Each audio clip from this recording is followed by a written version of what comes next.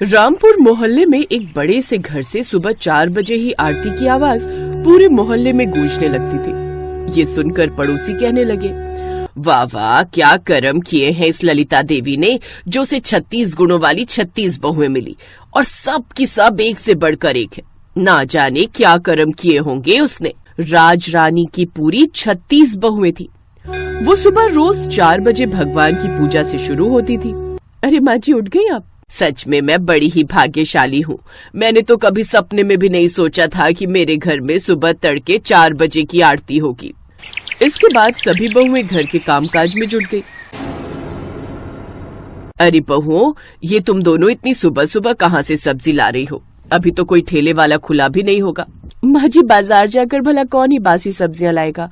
ये तो हम मोहन भाई से खरीद कर लाई हैं। वो सुबह तड़के जाकर अपने खेत से हरी हरी ताजा सब्जियां तोड़कर लाते हैं ना, फिर मंडी में जाकर बेचते हैं।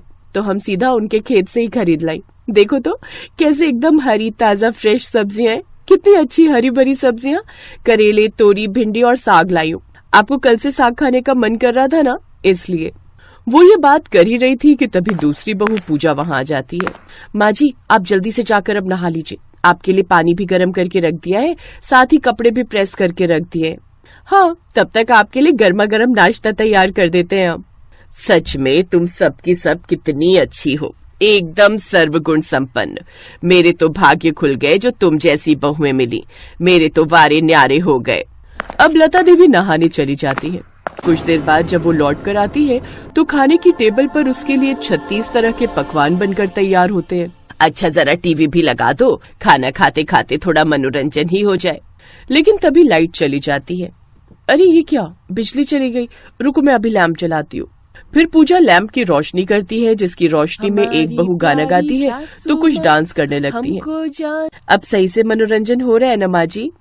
हाँ हाँ, जब तुम जैसी बहुएं हो तो मनोरंजन कैसे नहीं होगा। प्यारी प्यारी सासू माँ, हमारी प्यारी सासू माँ, हमको जान से प्यारी है, देखो हमारी सासू माँ, हमारी जान हमारी आन, हमारी प्यारी सासू माँ। उसके ये कहते ही अचानक धीरे धीरे सब धुंधला होने लगता है और उसकी सभी बहुएं गायब हो जाती हैं और लता देवी, उनका सपना चकनाचूर हो जाता है। सत्यानाश, बहुओं कहाँ गई सब? अरे इसका मतलब मैं वो सब सपना देख रही थी। हाय, लेकिन कितना अच्छा सपना था। रानी की तरह मेरी सभी बहुएं मेरी सेवा पानी कर रही थी। वैसे सुबह का सपना सच होता है, ये सुना तो है, लेकिन काश ये सपना सच हो जाए। मुझे 36 बहुएं तो नहीं, लेकिन एक ही बहू में 36 के 36 गुण मिल जाए।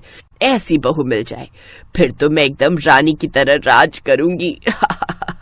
लता देवी का इकलौता बेटा था अजीत। वो उसके लिए एक ऐसी संस्कारी लड़की लाना चाहती थी जिसके अंदर सभी 36 गुण हो। पंडित जी, मुझे ऐसी बहू चाहिए जो अच्छा खाना बनाना भी जानती हो, पूजा पाठ वाली भी हो, गाना भी जानती हो, नाचना भी जानती हो और जो बड़ों का आदर सत्कार करना जानती हो। कुल मिलाकर ये मान लीजिए मुझे 36 गुणों वाली बहू चाहिए। माँ, आप जानती है ना, आजकल के जमाने में ऐसी लड़की मिलना संभव है। वो बिल्कुल ठीक कह रहा है भाग्यवान, इसीलिए तो आज तक कवारा रह गया। अरे अब एक लड़की में सब मिलना मुश्किल है। हाँ माँ, एक में सिर्फ एक ही गुण मिलेगा और तुम ऐसा नहीं चाहती तो फिर मेरी 36 लड़कियों से शादी करवा दो, जिन सब में हर एक गुण हो। चुप कर, 36 गुणों के लिए मैं 36 बहुएं ले आऊं क्या? अरे इतनी बहुएं रखेगा कहाँ? पंडित जी, आप तो कोई एक ही लड़की बताइए। ये देखिए, ये रही 36 गुणों वाली लड़की निहारिका। इस लड़की की कुंडली साक्षात देविक कुंडली है, 36 गुणों वाली है। आपके बेटे का संजोग इसी के साथ है, खूब जोड़ी जमेगी दोनों की। वाह वाह, ठीक है पंडित जी, तो आप आज ही जाकर बात आगे बढ़ाइए। देखिए लता जी, आपके मन मुताबिक 36 गुणों वाली बहू ढूंढ कर दी है तो दक्षिणा भी मैं मोटी ही लूंगा। हाँ हाँ, चिंता मत कीजिए, मेरा इकलौता बेटा है, दिल खोल कर दक्षिणा दूंगी। अब सही से मनोरंजन हो रहा है ना माँ जी? हाँ हाँ, जब तुम जैसी बहुएं हो तो मनोरंजन कैसे नहीं होगा। प्यारी प्यारी सासू माँ, हमारी प्यारी सासू माँ, हमको जान से प्यारी है, देखो हमारी सासू माँ, हमारी जान हमारी आन, हमारी प्यारी सासू माँ। उसके ये कहते ही अचानक धीरे धीरे सब धुंधला होने लगता है और उसकी सभी बहुएं गायब हो जाती हैं और लता देवी, उनका सपना चकनाचूर हो जाता है। सत्यानाश, बहुओं कहाँ गई सब? अरे इसका मतलब मैं वो सब सपना देख रही थी। हाय, लेकिन कितना अच्छा सपना था। रानी की तरह मेरी सभी बहुएं मेरी सेवा पानी कर रही थी। वैसे सुबह का सपना सच होता है ये सुना तो है, लेकिन काश ये सपना सच हो जाए। मुझे 36 बहुएं तो नहीं, लेकिन एक ही बहू में 36 के 36 गुण मिल जाए, ऐसी बहू मिल जाए, फिर तो मैं एकदम रानी की तरह राज करूंगी।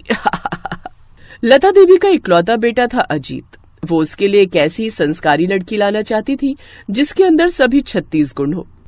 पंडित जी, मुझे ऐसी बहू चाहिए जो अच्छा खाना बनाना भी जानती हो, पूजा पाठ वाली भी हो, गाना भी जानती हो, नाचना भी जानती हो और जो बड़ों का आदर सत्कार करना जानती हो। कुल मिलाकर ये मान लीजिए मुझे 36 गुणों वाली बहू चाहिए।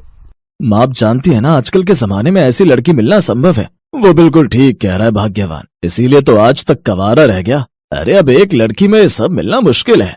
हाँ माँ, एक में सिर्फ एक ही गुण मिलेगा और तुम ऐसा नहीं चाहती तो फिर मेरी 36 लड़कियों से शादी करवा दो जिन सब में हर एक गुण हो। चुप कर, 36 गुणों के लिए मैं 36 बहुएं ले आऊं क्या? अरे इतनी बहुएं रखेगा कहाँ? पंडित जी, आप तो कोई एक ही लड़की बताइए। ये देखिए, ये रही 36 गुणों वाली लड़की निहारिका। इस लड़की की कुंडली साक्षात देविक कुंडली है, 36 गुणों वाली है। आपके बेटे का संजोग इसी के साथ है, खूब जोड़ी जमेगी दोनों की। वाह वाह, ठीक है पंडित जी, तो आप आज ही जाकर बात आगे बढ़ाइए। देखिए लता जी, आपके मन मुताबिक 36 गुणों वाली बहू ढूंढ कर दी है तो दक्षिणा भी मैं मोटी ही लूंगा। हाँ हाँ, चिंता मत कीजिए, मेरा इकलौता बेटा है, दिल खोल कर दक्षिणा दूंगी। अब बात आगे बढ़ती है और देखने दिखाने की रस्म के बाद रिश्ता पक्का हो जाता है और निहारिका ब्याह कर अपने ससुराल आ जाती है। उसकी सास हाथों में थाली लिए उसके स्वागत के लिए खड़ी होती है। तभी वो बोलती है, उफ कितनी गर्मी हो रही है, अरे यार कोई एसी चला दो, नहीं तो मैं बेहोश हो जाऊंगी। ये कहते ही निहारिका ने सर से घूंघट हटा दिया। ये देखकर पड़ोसन बोली, अरे ये क्या लता बहन, तुम्हारी बहू तो बड़ी बेशरम निकली, जो आते ही अपने सर का घूंघट निकाल कर बैठ गई। इसने तो अपनी मुंह दिखाई यहीं कर दी। अपनी बहू की करनी पर पर्दा डालते हुए लता लड़खड़ाते हुए बोली, हाँ हाँ तो क्या हुआ, वो सच ही तो कह रही है, कितनी गर्मी है यहाँ, बेचारी बहू का क्या हाल हो रहा होगा। तू भी न सरला, बस राई का पहाड़ बनाना जानती है, चल अब जा यहाँ से। आपने सुना नहीं चुगलखोर आंटी, माँ जी ने क्या कहा, आप जाइए यहाँ से। सरला वहाँ से गुस्सा होकर चली जाती है। छोड़ो बहू उसकी बातों को, अब तुम ये कलश गिराकर अंदर आओ। निहारिका उस कलश को इतनी जोर से लात मारती है कि वो कलश सीधा जाकर उसके ससुर के माथे पर लगता है। हे राम, मार डाला रे, मार डाला। सॉरी ससुर जी, वो गलती से लग गया। अच्छा चलो कोई नहीं, अब जाओ, जाकर तुम आराम करो, थक गई होगी, फिर कल सुबह तुम्हारी पहली रसोई की रस्म भी है ना। उस वक्त तो वो दोनों वहाँ से चले जाते हैं। फिर अगले दिन सुबह निहारिका कट स्लीव वाली वेस्टर्न ड्रेस पहनकर बाहर आती है। गुड मॉर्निंग माँ जी, कॉफी है? नहीं नहीं बहू, मैं कॉफी नहीं पीती, चाय ही बना दे मेरे लिए। मैं आपको बनाने के लिए कह रही हूँ। है, लेकिन मैं क्यों बनाऊंगी, वो तो तुम बनाओगी ना, तुम इस घर की बहू हो। लेकिन मुझे तो कुछ बनाना आता ही नहीं। है, नहीं आता? हे भगवान, ये तो मेरे साथ धोखा हो गया। 36 गुण वाली बहू मांगी थी, इसमें तो एक भी गुण नहीं है। तो जब तुझे चाय बनाना ही नहीं आता तो फिर खाना बनाना तो आता ही नहीं होगा। पहली रसोई में क्या बनाएगी फिर, घंटा? हाँ माँ जी, मुझे सिर्फ पाउड बनाना आता है, सेल्फी खींचते वक्त बनाते हैं ना वो। सत्यानाश, इन आजकल की लड़कियों को ना तो चाय बनाना आता है और ना खाना बनाना, फिर आता ही क्या है पाउड बनाकर और जीभ निकालकर सेल्फी खींचना। बस उस पंडित को तो मैं छोड़ूंगी नहीं। 36 गुणों वाली बहू बताकर निकम्मी बहू पकड़ा गया। खैर, अब किया भी क्या जा सकता है। अब लता अपनी बहू को चाय बनाना सिखाती है। चल अब चीनी पत्ती डाल। कितनी डालूं माँ जी? हे राम, एक काम कर, पूरी बरनी ही उड़ेल दे, पानी उबल गया है। ठीक है माँ जी। निहारिका सच में पूरी बरनी ही उसमें उड़ेल देती है। हे राम जी, ये बिन पेंदी का उल्टा लोटा मेरे ही पल्ले पड़ना था। बहू तू ये सब छोड़ और बाहर जाकर साफ सफाई का काम कर, खाना मैं बना लूंगी। जो हुकुम माँ जी। अब लता देवी खुद ही खाना बनाने लगती है और निहारिका बाहर साफ सफाई का काम करने लगती है। लेकिन जब लता बाहर आई तो अपनी बहू को झाड़ू लगाता देख माथा पकड़कर बैठ गई। अरे बहू, मैंने तुझे झाड़ू लगाने के लिए कहा था, बैट बॉल खेलने के लिए नहीं। ला दिखा मुझे झाड़ू। देख ऐसे लगाते हैं झाड़ू, ले अब तू भी लगा। जी माँ जी। फिर अगले दिन, हे राम बहू, ये क्या किया, पूरा जग भरकर इस आटरे में उड़ेल दिया, अब इसमें थोड़ा सूखा आटा डाल। इसी तरह वो अपनी बहू को हर काम बारीकी से सिखाती है। ऐसे 3 महीने बीत जाते हैं। एक रोज, अरे रसोई बनाने में देरी हो गई, जल्दी से खाना बना लेती हूँ। तभी निहारिका अपनी सास का हाथ पकड़कर उन्हें डाइनिंग टेबल तक ले जाती है। ये सब किसने बनाया बहू? माँ, ये सब आपकी बहू ने अपने हाथों से बनाया है। अब तो आप मान गई ना, आपकी बहू अब 36 गुणों वाली बहू बन गई है। ये सुनकर लता देवी की आंखों में आंसू आ जाते हैं और वो नम आंखों से बोलती है, जीती रह बहू। आपका बहुत बहुत शुक्रिया माँ जी, जो आपने मुझे हर काम अच्छे से सिखा दिया और अपनी इस बहू को 36 गुणों वाली बहू बना दिया। निहारिका के ससुराल वाले उसके हाथ का बना खाना खाकर बहुत ही खुश होते हैं। अब निहारिका भी 36 गुणों वाली बहू बन जाती है और सबका खूब ख्याल रखती है।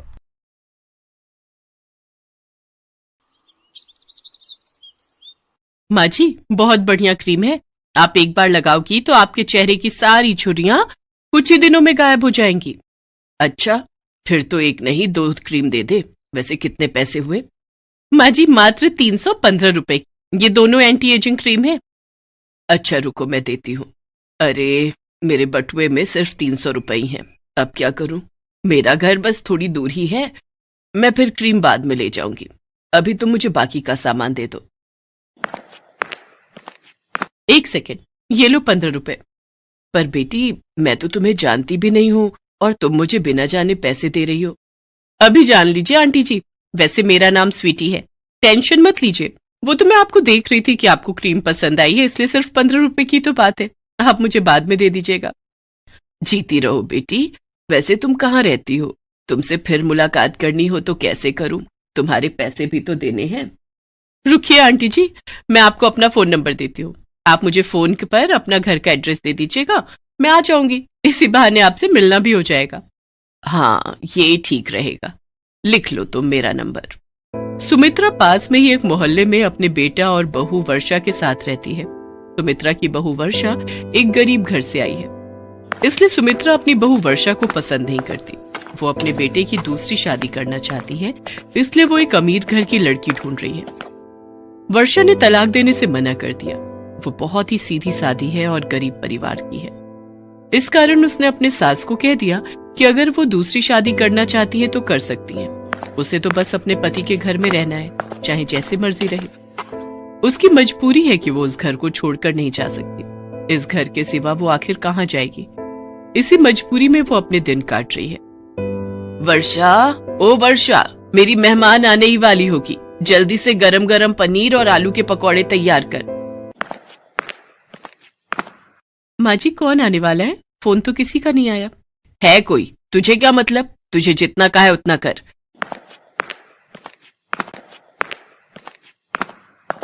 रवि बेटा, थोड़ा देर से ऑफिस चले जाना, मुझे तुम्हें किसी से मिलवाना है।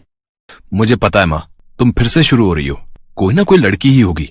मैंने तुम्हें कितनी बार मना करा है कि मुझे दूसरी शादी नहीं करनी है। तू पहले ही अशुभ बातें निकाल दे अपने मुंह से। अगर तूने दूसरी शादी के लिए मना किया ना तो मैं अपनी जान दे दूंगी। तू अपनी माँ को चाहता है या नहीं? अभी सुमित्रा बात कर ही रही थी कि तभी स्वीटी आ जाती है। नमस्ते आंटी जी, कैसे हैं आप? अरे आओ आओ बेटी, घर ढूंढने में कोई परेशानी तो नहीं हुई ना?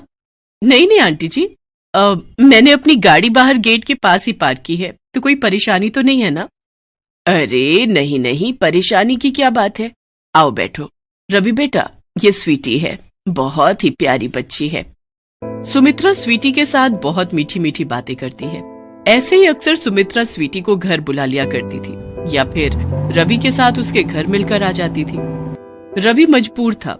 अगर वो इन सब के लिए मना करता तो सुमित्रा अपने आप को कुछ कर लेती।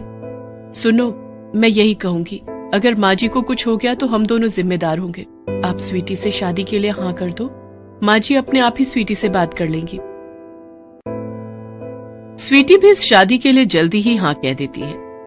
आंटी जी, मैं जानती हूँ आप वर्षा के घर में रहने से खुश नहीं हो, पर आप चिंता मत करो, मेरे पास बहुत पैसा है। हम दोनों खूब ऐशो आराम से रहेंगे, खूब मजे करेंगे, पर एक शर्त पर। अब से तुम मुझे आंटी जी नहीं माँ जी कहोगी।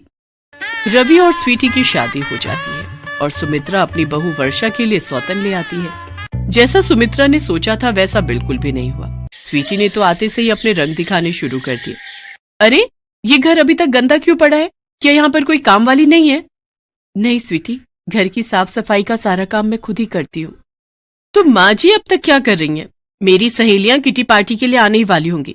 माँ जी को कहो वो तुम्हारा काम में हाथ बटाए ताकि काम जल्दी हो सके। पर स्वीटी, मैंने माँ जी से कभी कोई काम नहीं करवाया। उनकी उम्र तो देखो, वो इस उम्र में घर का काम कैसे कर सकती हैं? तुम चिंता मत करो, मैं अकेले ही कर दूंगी। तो क्या आराम से बैठकर रोटियां तोड़ने के लिए है वो? मैं उन्हें कभी बुलाती हूँ। माँ जी, ओ माँ जी। क्या हुआ स्वीटी बहू, तुमने मुझे आवाज लगाई? इस वर्षा ने तुम्हें कुछ कहा तो नहीं? किसकी मजाल है जो मुझे कुछ कह जाए? मैं तो आपको बुला रही थी। जल्दी से झाड़ू हाथ में पकड़ो और पूरे घर में लगा दो। मेरी सहेलियों ने आना है। मुझे पूरा घर शीशे की तरह चमकता हुआ दिखाई देना चाहिए। अब आप ऐसे इस तरह बैठी रहोगी तो घर के काम कैसे होंगे? कैसी बातें कर रही हो स्वीटी बहू? जब से वर्षा बहू आई है मैंने घर के किसी काम को हाथ नहीं लगाया। मैं तो घर के काम करना कब का भूल चुकी हूँ। तो अब कर लो, अभी तो कर सकती हो। मुझे कुछ नहीं सुनना, चुपचाप घर का काम कीजिए। ऐसे इस घर में कोई नहीं रह सकता। सुमित्रा सोच में पड़ जाती है। उसने अपने पैरों पर खुद ही कुल्हाड़ी मारी थी। वर्षा जैसी बहू के होते हुए उसने स्वीटी जैसी लड़की को अपनी बहू बनाया, जिसकी वजह से आज वो इस उम्र में घर के काम कर रही थी। क्या बात है स्वीटी, तेरी तो दोनों नौकरानियां बिल्कुल बेकार हैं। इन्हें तो जैसे घर के काम ही नहीं आते। देखा, इस बूढ़ी नौकरानी ने मेरी साड़ी के पल्ले पर दाल गिरा दी। क्या? रुक, मैं अभी इन्हें सीधा करती हूँ। तुम्हारी हिम्मत कैसे हुई मेरी सहेली की साड़ी को खराब करने की? अब तुम भूखी रहोगी, तुम्हें पूरा दिन कुछ खाने को नहीं मिलेगा। तुम्हारी यही सजा है। रवि कहीं बाहर गया हुआ था। उसके पीछे ही स्वीटी ने सुमित्रा और वर्षा को बहुत परेशान किया। सुमित्रा भूखी प्यासी घर के काम कर रही थी। तभी वर्षा चुपचाप उसके लिए खाना लेकर जाती है। माँ जी, ये लीजिए, खाना खा लीजिए, आपको भूख लगी होगी। पर वर्षा बहू, ये खाना तो तुम्हारा है, तुम मुझे दे रही हो, फिर तुम क्या खाओगी? माँ जी, मुझे भूख नहीं है। मेरे से ज्यादा आपको खाने की जरूरत है। आपको अपनी बीपी की दवाई भी लेनी होती है ना। आप ये खाना खा लो। मेरे से कितनी बड़ी गलती हो गई। मैं अपनी बहू की सौतन ले आई। हे भगवान, मेरी गलती को क्षमा कर देना। वर्षा बहू, तू चिंता मत कर। अगर गलती मैंने की है तो मैं ही इसे सुधारूंगी भी। मैं स्वीटी को घर से निकाल कर ही दम लूंगी। स्वीटी सुमित्रा की बातें सुन लेती है और गुस्से में आ जाती है। क्या कहा? मुझे घर से निकालोगी? मैं तुम दोनों को ही इस घर से निकालकर बाहर फेंक दूंगी। ये घर मेरा है। अब से यहाँ मैं और रवि रहेंगे। हम दोनों पति पत्नी के सिवा यहाँ कोई नहीं रहेगा। निकलो यहाँ से दोनों बाहर। इससे पहले कि रवि आए, मैं तुम्हारी शक्ल तक नहीं देखना चाहती। निकलो बाहर, निकलो। तभी रवि आ जाता है। उसके साथ पुलिस भी थी।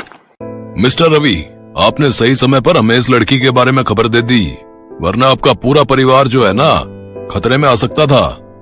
माँ, इस लड़की का नाम स्वीटी नहीं, चांदनी है। आज सुबह मैंने एक अखबार में इसके बारे में पढ़ा। ये एक चोर है।